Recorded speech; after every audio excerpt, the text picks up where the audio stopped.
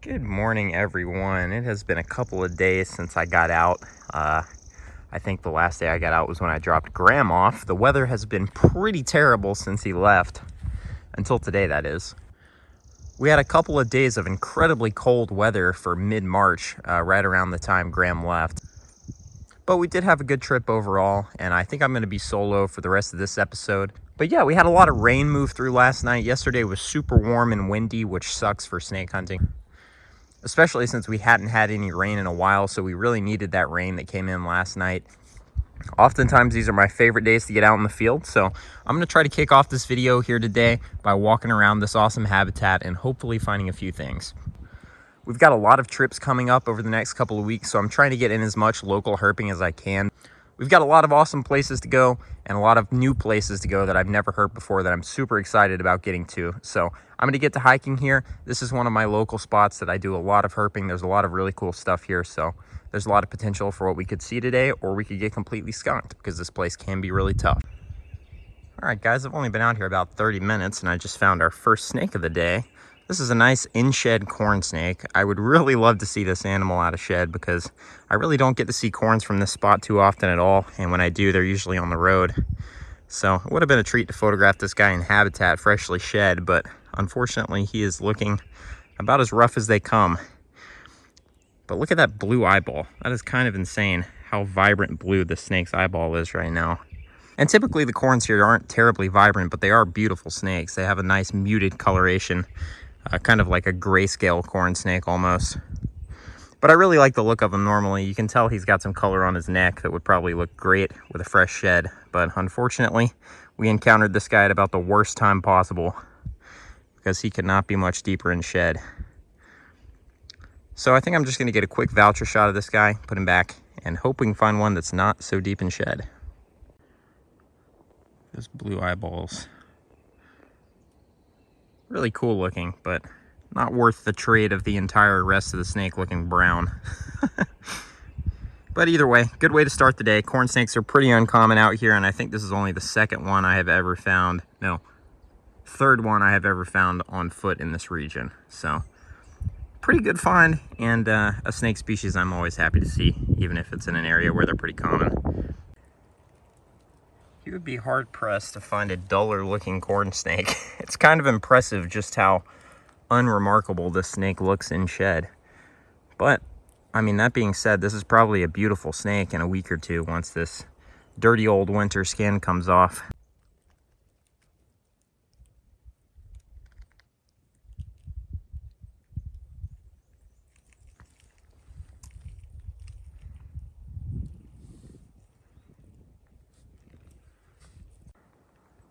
This environment is so beautiful and so fun to walk around because you get these little islands of mosses and flowers.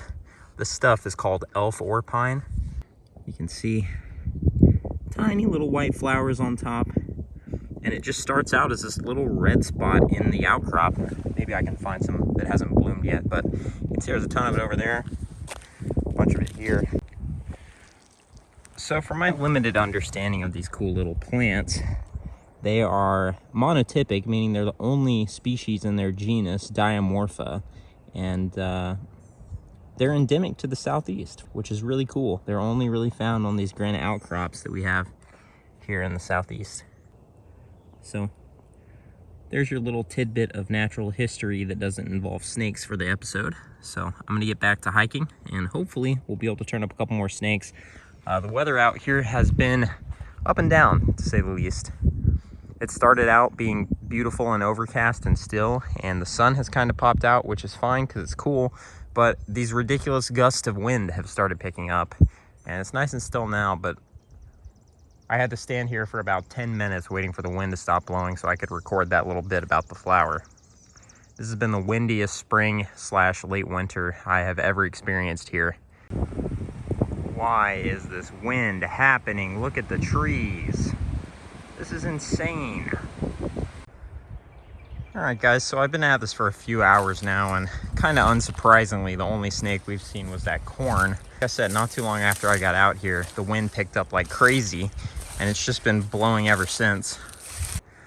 So what I think I'm gonna do is I'm gonna start making my way back towards the car, and if I see anything, great. And if not, I think we're gonna head back home and flip 10, because I think we have a better shot at seeing some snakes doing that today. Look at these guys. A bunch of American toad tadpoles going to town on some worms that have drowned in this puddle. Pretty cool to see. Last week I came out to this same, oh, there's an aquatic isopod, that's cool. Where'd he go? There he is. Look at that. There's another one right there, actually. But yeah, last week I came out to these same pools and saw a ton of tadpoles that were eating other tadpoles that had died. These guys are actually eating one of those isopods. These are American toad tadpoles, like I said. They'll probably be metamorphing here within the next month or so, if I had to guess. This water doesn't stick around too long. When it starts getting warm, it dries up, and they have to be out of here before that happens. But checking out these vernal pools this year has made me realize that at least these American toads will hop on any opportunity to eat meat. As you can see, there's so many tadpoles in this pool, and the vast majority of them are concentrated around these dead worms right here. This section of the pool actually has a bunch of diamorpha growing in it, and lots more tadpoles. These guys are all more spread out though. I'm assuming there's no dead invertebrates in here for them to be munching on. Another snake. This time it's a very healthy little neonate worm snake, or I guess yearling at this point. Look at this little chub. He's so tiny and so healthy at the same time. What a cute little snake. We have seen more than our fair share of worm snakes already this year, and as much as I love them, there's no need to mess with this guy anymore, so we're just gonna put him back under his rock. Oh, looky there. That is a tantilla. And this is a very good find around here. So these guys are not terribly rare, but they are very localized around here. I see a couple of them each year. At least I started seeing them since I realized they were here, and I started actually looking for them. But like a lot of other snakes, there's a pretty narrow window of the year where you can actually reliably find these guys under rocks. Every once in a while you'll find one crossing the road, but for the most part, you really only see them under rocks in the early spring here in North Georgia. I would say around the 1st of May is when I stop expecting to see them when I'm in their habitat. So definitely more of a cool weather snake. Although I did luck up and find one out here this past October, which was pretty cool. But I've probably seen less than 20 of these here in my home county. And I attribute that mostly to there being only a small amount of habitat here that's actually conducive to them. But really interesting snakes. They're a lot more common in different areas that we herp, so not too big of a deal. We see them pretty commonly on the channel, but here in this area, it's a pretty good find. So anyways, I'm gonna put this guy back under his rock and probably head home and flip 10 there for the rest of the day.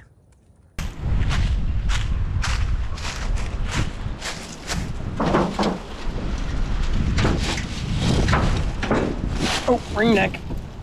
I got him. All right, guys, here's a closer look at this first ringneck here at the house.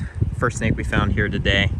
I think this might be the same one we found with Graham a couple days back. He has a pretty distinctive belly pattern, though. I'm gonna get a voucher of that so I can identify this guy in the future, and we'll put him back under his 10. A worm snake.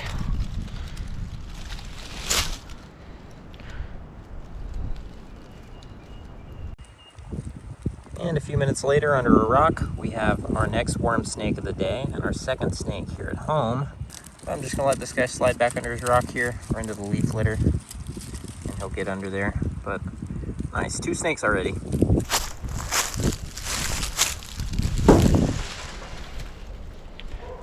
There is an earth snake. I'm assuming that's definitely the same one we saw with Graham. He's going under right there. And the ringneck.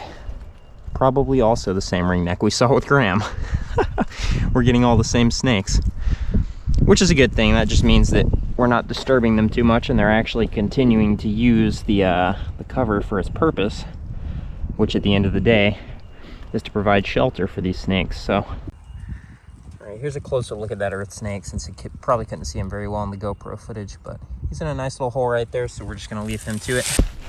Alright, I'm guessing it's a little too warm for our hognose snake friend to be under here today, but we can hope.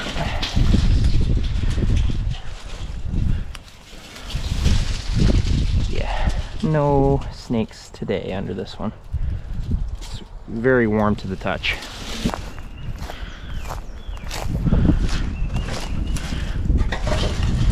Oh, there he is. I'm assuming that's the same snake. Well, that is neat.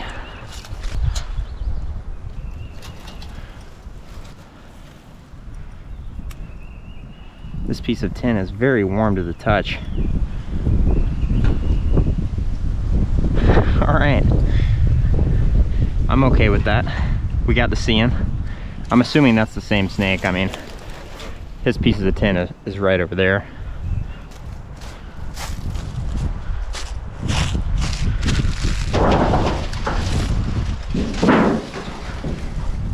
Oh, Racer. It's the first big snake this stack has produced. I didn't even see him at first. Let's see if I can get a voucher shot before he starts moving. It's a cool NC too. I was wondering where all the fence lizards that are usually in this stack were, and that explains it. Ow! Come on, dude. Nice healthy Racer. What's up, dude? You like the GoPro? I'm kind of surprised we didn't see one of these guys while we were hiking around. I don't know why he's biting himself. It's kind of weird. Ow! Okay, there he goes. He got me. All right, maybe he'll stop now. No, I don't want harm. I just want to look at you and then put you back. But yeah, I'm kind of surprised we didn't see one of these hiking around today. That's one of the few things that I was kind of expecting to see. But nice to see one here at the house. They're a lot less common here than they are where we were hiking, so it's a much better find. But yeah, not a bad day of flipping here. This is the first new snake we found, I think. We saw, unless that was a different hognose, which I'm assuming it's not. But yeah, looks like a lot of repeats from when Graham was here, and plus one Racer so far. But we still got a decent amount of stuff to flip, so I'm just gonna let this guy go back in his stack where he's pooped all. Okay, bro, come on, man. I'm trying to let you go. Oh, lovely. All right, we're gonna wrap up today with this big roofing piece. It's been pretty snaky, but I think the only new snake we saw was that Racer, which is fine because it was very cool to see that hognose again. But this thing might need to get moved because I haven't found much under it really at all. I've seen a box turtle and a couple of fossorials, and that's been it. But yeah, probably gonna call it a day here. It hasn't been bad at all. I just wish I had realized it was going to be more of a flipping type day this morning, and I would have went somewhere else where there's a lot more to flip. But yeah, super cool to see that hognose again, assuming that's the same snake. He went straight down that hole where I put that piece of cover. I saw that rodent hole going under that rock, and I just couldn't resist throwing a piece of tin right there, and that is the first snake it has produced. So very cool to see either way. It ended up being a pretty solid day out here, so I'm going to go inside and get some editing done. I'll probably get out again tomorrow, so I will see you guys then. Good morning, everyone. It is a beautiful overcast spring day. I didn't get out yesterday because it was a little bit cool and it was completely sunny, which I'm not a fan of this late in the season.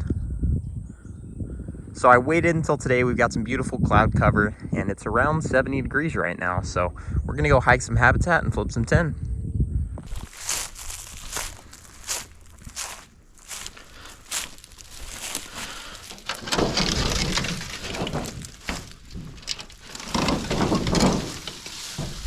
Oh, ring neck?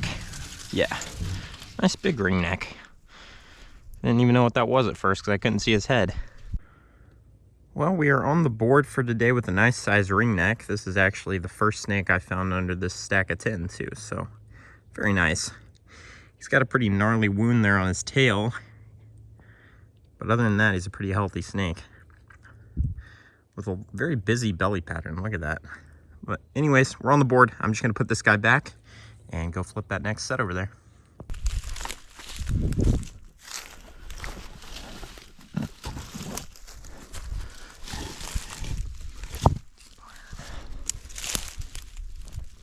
Oh, rat snake. Nice. How's it going, buddy? Look at that. I've been looking for rat snakes around this foundation for so long and finally spotted one here. I found a big shed one year. So this big guy is definitely looking a little rough around the edges. He doesn't have a terribly good body weight for his length, and all around just looks like he needs a good shed and a meal. So we're not gonna mess with him. I'm just gonna let him crawl back into his little pile of grass he was basking in right there. And we're gonna keep hiking, see what else we can turn up. Guessing he's got a hole under there. He's definitely tucking up in there nicely. But I'm gonna turn the GoPro back on and flip a couple more of these rocks. Hopefully there'll be a king snake hanging out. All right, we're starting to wrap up out here. We haven't seen too much, but we've seen a couple of snakes. But I think this spot tends to be a little bit of a quality over quantity type spot. So I still think there's a good chance we could see something cool. Hopefully underneath this piece that I've never found anything under before. It just gets so grown up by the time I get it up. There's been plenty of warning to whatever could be under it.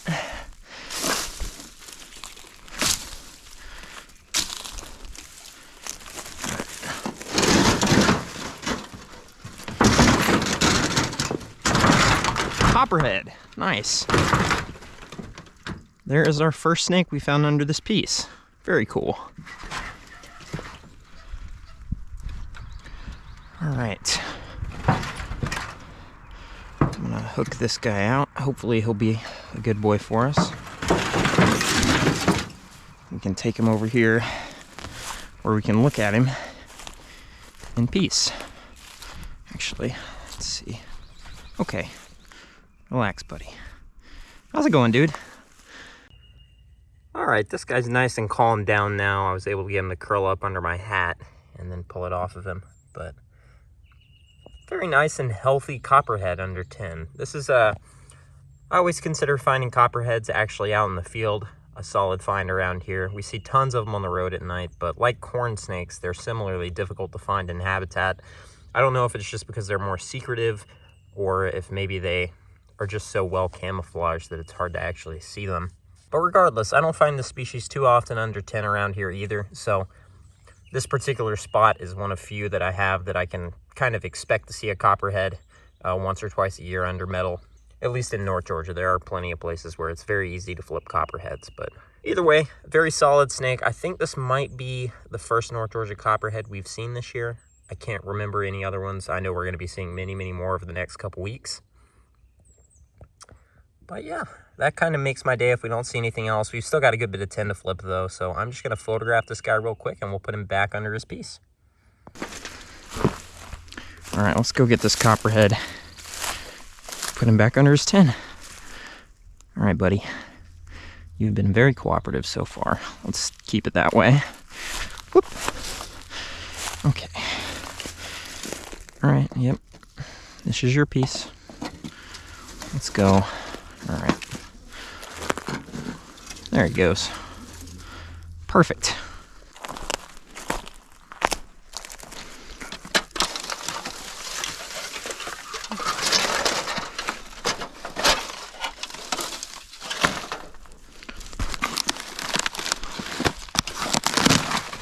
Ringnecks. 2 of them. What's up, guys?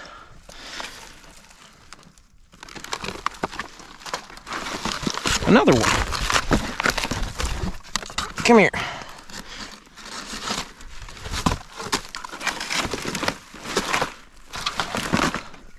Well, that was a nice wad of snakes in there. 3 little ringnecks. Actually, 3 decent sized ringnecks. All in this one pile of old linoleum flooring. All right, guys. Back to your pile of trash. There's a nice surprise, a couple of April redback salamanders. We really do not see these guys this late, hardly ever, if at all. This might be the first time I've ever seen this species in the month of April. But perfect little micro habitat. There's another one right there, so there are 3 under here. Perfect little micro habitat for salamanders under these pieces of roofing shingle. It's nice and moist under here and a little bit cooler than it is underneath tin. All right, guys, well, I'm closing in on my last couple of pieces of tin for the day. It certainly hasn't been bad, and with all the ringnecks at the last couple of stops, we've ended up with a decent total. But alas, no king snake. I don't know why this area is such a pain to find a king in, especially considering how nice the few I have seen here have been. It'd just be nice if they were a little easier out here. But hopefully I'll be able to figure them out over time. I'm gonna flip a couple of logs right here real quick and hit these last couple pieces of tin. And hopefully we'll at least be able to find a snake or two to wrap up the video. Well, disappointingly but not surprisingly, we didn't see anything at the last stop of the day, which is annoying because it has probably the most tin and possibly the best looking habitat. But for whatever reason, I just never see snakes back there. Not even a ringneck, racer, or anything like that today. So I think we're going to be ending the day on that last ringneck we found, which is fine. We ended up seeing decent numbers, and I even slept in a little bit this morning, so it wasn't a complete full day. So I'm decently happy with how we did. Things are starting to finally look like spring.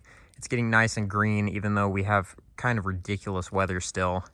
Yesterday was actually April Fool's Day, so today's the 2nd of April, and tonight it's supposed to get down into the 30s again. So, like I said, just ridiculous that winter is clinging on as long as it is this year.